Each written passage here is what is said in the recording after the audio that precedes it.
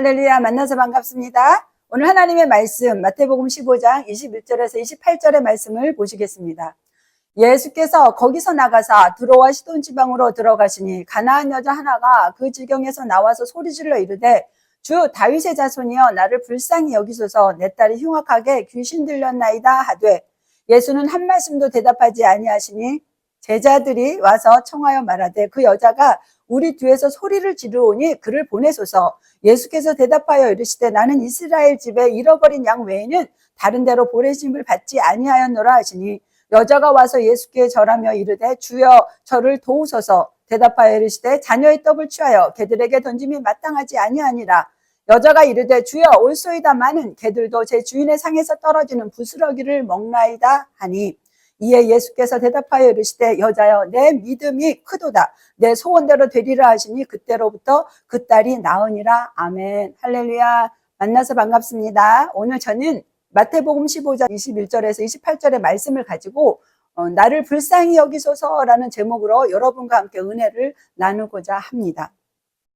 한 주간을 살아가는데도 여러 가지 좋은 일, 힘든 일, 괴로운 일들이 아마 있으셨을 거예요. 근데 전 인생을 살아가면서 우리는 얼마나 많은 문제들을 만날까요? 물질의 문제, 건강의 문제, 갈등, 사람들과의 갈등의 문제, 뭐 여러 가지 문제들이 있지요. 근데 여러 가지 문제들 중에서 가장 아픈 문제는 무엇일까 생각해 보았는데 그것은 자녀가 아픈 것이 아닐까라는 생각을 합니다. 두로와 시돈 지역에도 한 여인이 살고 있었습니다. 마태는 이 여인을 가나안 여자라고 불렀고 이방인이라는 것을 확실하게 나타내고 있었죠. 초대교회 전승에 의하면 가나안 여인의 이름은 유스타였고 딸의 이름은 베레니케라고 했습니다. 이 여인은 이방인이었지만 예수님을 메시아로 인식하고 유대인의 왕으로 그리스도로 받아들이고 살았습니다. 이 여인은 하나님의 은혜를 갈망하고 겸손하고 가난한 심령을 가진 여인임에 분명했습니다. 그러한 여인에게 고난이 찾아왔습니다. 자식이 귀신 들린 것입니다. 여러분, 자신이 아픈 것보다 자식이 아픈 것이 얼마나 더 고통스러운지 아마 경험해 보신 분들은 아실 것입니다. 다른 것이 아니라 그냥 아픈 것도 아니고 귀신이 들렸다는 것이지요. 귀신이 들렸다는 것은 통제가 되어지지 않는다라는 것입니다.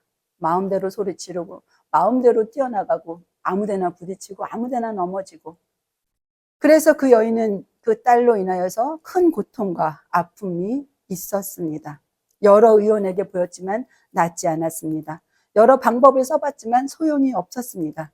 그녀는 마지막 희망으로 다윗의 자손 예수 그리스도를 만나기를 원했습니다. 그러나 방법이 없었습니다. 귀신 들린 딸을 데리고 예수님을 찾아 나선다라는 것은 생각도 못할 일이었기 때문입니다. 예수님께서 계신 곳까지 가려면 적어도 50km에서 80km를 걸어가야 되는 그 거리인데 어떻게 예수님을 찾아가겠어요? 그래서 그 여인은 아마 끊임없이 주님 앞에 기도했을 것이라고 생각합니다. 그런데 어느 날 예수님께서 두로 지방에 오신다라는 소식이 전해졌습니다. 오늘 본문 말씀을 현대인의 성경으로 다시 한번 읽어보도록 하겠습니다. 예수께서 거기서 떠나 두로와 시돈으로 가셨다. 그들이 도착하기가 무섭게 그 지방에 사는 가나안 여자가 다가와 간청했다. 다윗의 자손이신 주님, 불쌍히 여겨 주십시오. 제 딸이 악한 귀신에 들려 몹시 괴로워하고 있습니다. 예수께서 여자의 말을 무시하였다. 제자들이 다가와 불평했다. 여자가 우리를 귀찮게 합니다. 어떻게 좀 해주십시오. 성가셔 죽겠습니다. 예수께서 거절하시며 그들에게 말씀하셨다. 나는 이스라엘의 잃어버린 양을 대하는 것만으로도 바쁘다. 그러자 여자가 다시 예수께 와서 무릎을 꿇고 애원했다. 주님, 저를 도와주십시오.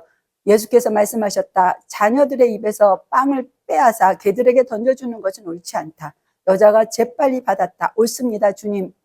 하지만 구걸하는 개들도 주인의 상에서 떨어지는 부스러기를 먹습니다. 예수께서 뜻을 굽히셨다. 여자야, 내 믿음이 남다르다. 내 소원대로 되었다. 그 즉시 여자의 딸이 나았다라고 오늘 현대인의 성경으로 본 이 본문 말씀은 이렇게 말씀하고 있습니다. 오늘 본문 말씀에서 21절에서 예수께서 거기서 나가사라고 말씀하고 있는 것을 보는데요. 거기서 나가사. 거기서 나가사로 시작되어지는데 거기는 어디일까요? 그리고 어디로 가셨을까요? 15장 1절에서 20절까지의 내용을 살펴보면 예수님께서 게네사렛에 계시는데 예루살렘으로부터 이 바리새인과 종교학자들, 이 장로들이 예수님을 찾아옵니다. 예수님을 경배하기 위해서 온 것이 아니라 예수님께로 와서 시비를 걸고 예수님의 흠을 잡으려고 예수님께로 나오는 것입니다. 15장 1절에서 20절까지의 내용이 그렇게 되어져 있는데요. 이 장로들과 바리새인과 서기관들이 예수님 앞에 나와서 이렇게 말합니다. 당신의 제자들은 왜 손을 씻지 않고 음식을 먹습니까? 라고 이렇게 트집을 잡아요. 음식을 먹기 전에 손을 씻는 것은 율법적으로 규정되어 있지 않고 장로들의 유전에만 나와 있는 거지. 율법으로 정해진 것이 아니라 장로들의 유전으로 전승되어서 내려오고 있는데 이 바리새인과 장로들과 종교학자들, 율법학자들은 그것을 율법으로 지키게끔 만들어 놓은 것이에요. 이 손을 씻는 정결법은 원래 왜 만들었냐 하면은요, 팔레스타인에 먼지가 많고 손으로 음식을 먹는 그 습관이 있어요. 그래서 손으로 집어 먹을 때 먼지도 먹고 세균도 들어가니까 손을 씻고 음식을 먹게 되어져 있죠. 그래서 손을 씻고 규정에 따라서 손을 씻고 먹는데 이것은 강제적인 것은 아니에요. 근데 율법주의자들이 그것을 종교적 계명으로 바꾸어 가지고 강요하도록 지키는 것이에요, 사람들한테. 그래서 예수님께서 말씀하신 거예요. 사람을 더럽히는 것은 입으로 들어가는 것이 아니라 마음에서 나오는 것이라고 말씀하고 있습니다. 그러면서 또 그 바리새인과 서기관들이랑 장로들이 또 예수님께 부모에게 효도하는 문제를 가지고 이야기를 합니다. 그래서 예수님께서 이렇게 말씀하시는 거예요. 너희 부모를 공경하라고 하지 않았느냐? 누구든지 부모를 욕하는 사람은 반드시 죽일 거라고 말씀하고 있다. 그러나 너희는 부모에게 드려야 할 것이 있어도 부모 대신 하나님께 예물로 바쳤습니다. 그렇게 말하고 부모에게 드릴 것을 드리지 않고 계명을 회피하는 것을 너희는 알고 있지 않느냐. 그것이 어떻게 부모를 공경하는 것이겠느냐. 그러므로 너희는 겉으로는 법을 지키고 하나님 앞에 정직하게 살아가는 것 같고 거창하게 말을 하지만 그 속에는 너의 이익을 찾는 것들이 들어있지 않느냐.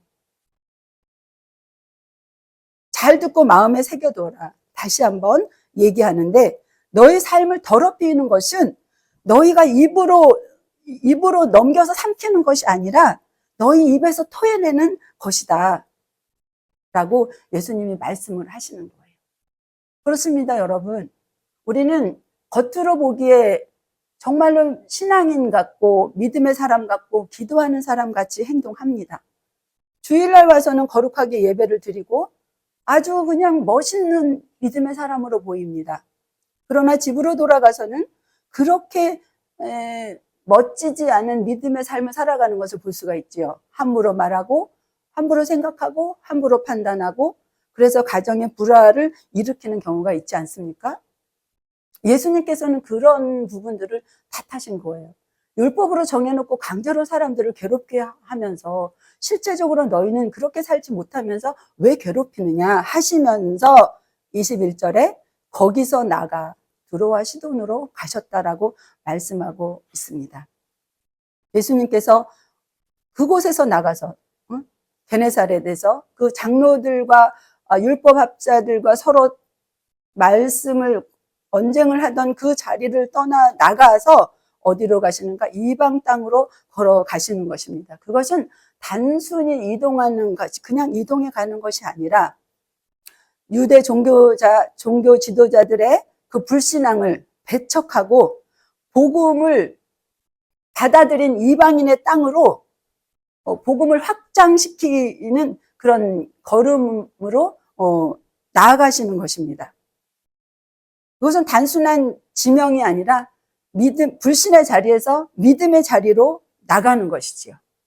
그래서 이 예수님의 그 발걸음은 유대 중심적인 신앙을 넘어서 이방 세계로 넘어가는 그런 믿음을 이방 세계로 가져가는 그런 전환점이 되어진다는 것을 우리가 알 수가 있습니다.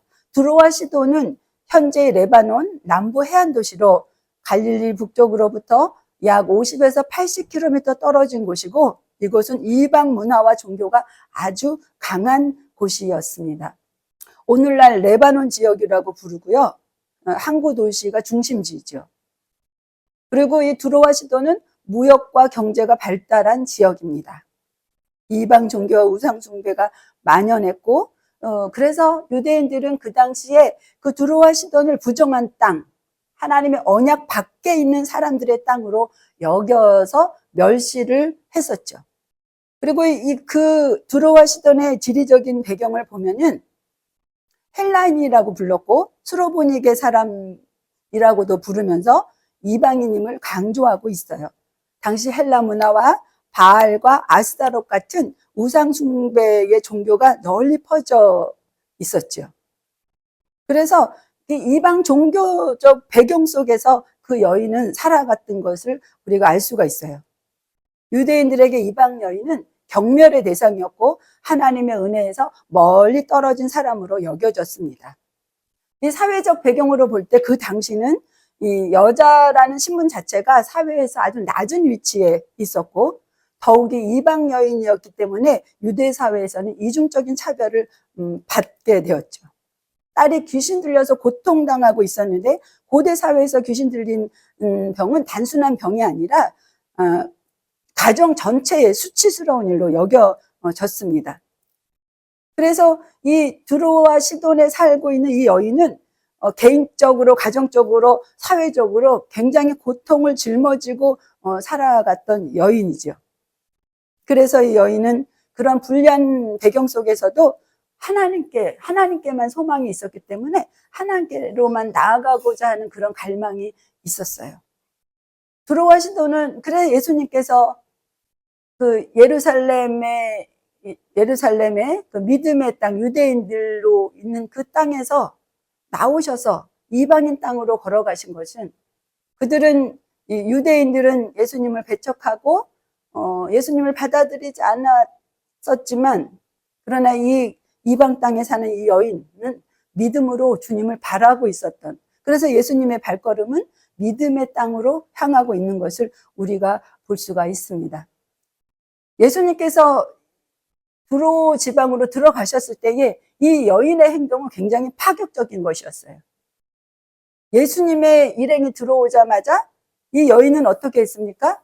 즉시로 도착하기가 무섭게 그 지방에 사는 가나안 여자가 다가와서 다윗의 자손이여 나를 불쌍히 여기소서라고 말씀합니다. 가나안 여인은 어렵고 힘든 상황에서 그 모든 역경을 넘어서 그 모든 상황들을 뒤로 밀치고 주님을 만나기를 원했기 때문에 어떤 형식도 갖추지 아니하고 그저 주님 앞으로 나아갔습니다. 그래서 주님께서 그 여인을 만나 주신 것입니다. 예수님께서 예루살렘을 떠나서 두로와 시돈으로 가신 것은 믿음의 사람을 만나기 위해서였던 것입니다. 이 여인은 믿음의 사람이었습니다. 이 여인의 믿음은 절박함 속에서 기도했기 때문에 예수님의 인정을 받을 수가 있었습니다. 여인은 자신의 처지를 포장하지 않았어요. 귀신 들린 딸의 문제는 인간의 힘으로 해결할 수 있는 것이 아니라 예수님께만 해답이 있다는 것을 알았어요. 우리가 진짜 기도를 드릴 때는 인생의 마지막 막다른 골목길에 이르렀을 때 내 힘으로는 할 수 없음을 깨닫게 되어집니다. 하나님의 자비를 붙드는 그 순간에 그 기도는 능력이 되어지는 것이죠. 내가 무엇인가 할 수 있을 그때는 아직도 응답받을 때가 아니라는 것입니다. 여인은 자신의 모든 것을 내려놓았어요. 부끄러움도 수치스러운 모든 것들을 내려놓고 주님 앞에 나아갔습니다. 오직 사랑하는 딸을 위해서. 얼마나 절박했겠습니까? 제가 여의도 순복음교회에서 92년도에 사역할 때에 연세가 80이 되어주시는 권사님이 계셨습니다. 그 권사님은 50이 넘은 딸을 데리고 다녔는데요. 그 딸은 장애를 가지고 있었습니다. 아무것도 할 줄 모르는 장애 딸이었습니다. 어느 날 대성전을 지나가는데 그 권사님께서 저를 보시고 저를 안으시면서 말씀하십니다. 전도사님, 내 가슴에 불이 올라와. 내 가슴에 뜨거운 불이 올라와. 그러십니다. 그러면서 저를 안고 우십니다. 이렇게 말씀하십니다. 쟤를 어떻게 하면 좋지? 나는 이제 갈 때가 되어지는데 쟤를 어떻게 하면 좋지? 여러분, 그 권사님의 마음 가운데 권사님은 연세가 들어가시고 홀로 장애로 늙어가고 있는 그 딸을 보면서 내가 죽으면 저 딸은 어떻게 하지?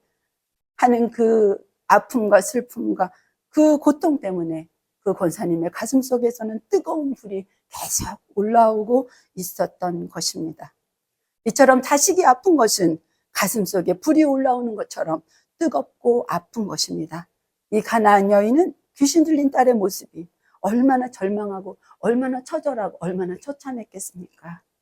예수님이 제자들과 도착하기가 무섭게 그는 모든 것을 제쳐놓고 주님 앞으로 나아갔습니다. 그리고 다윗의 자손이시여 주님 저를 불쌍히 여기소서라고 말을 하면서 주님 앞에 무릎을 꿇습니다. 주님 제 딸이 귀신 들렸습니다. 고쳐주십시오. 주님 살려주십시오. 저를 불쌍히 여겨주십시오. 라고 엎드립니다. 그런데 예수님은 그 여자의 말을 무시하셨습니다. 예수님께서 침묵하심에도 불구하고 그 여인은 끝까지 주님 앞에 매달렸습니다. 그것이 여인의 믿음입니다. 예수님께서 무시함에도 불구하고 제자들이 와서 불평합니다. 예수님, 저 여자가 시끄럽게 하니까 우리를 귀찮게 하고 성가시게 합니다. 얼렁얼렁 고쳐서 내보내든지 언니 좀 어떻게 해보세요. 시끄러워서 못 살겠어요. 라고 제자들이 와서 불평을 합니다.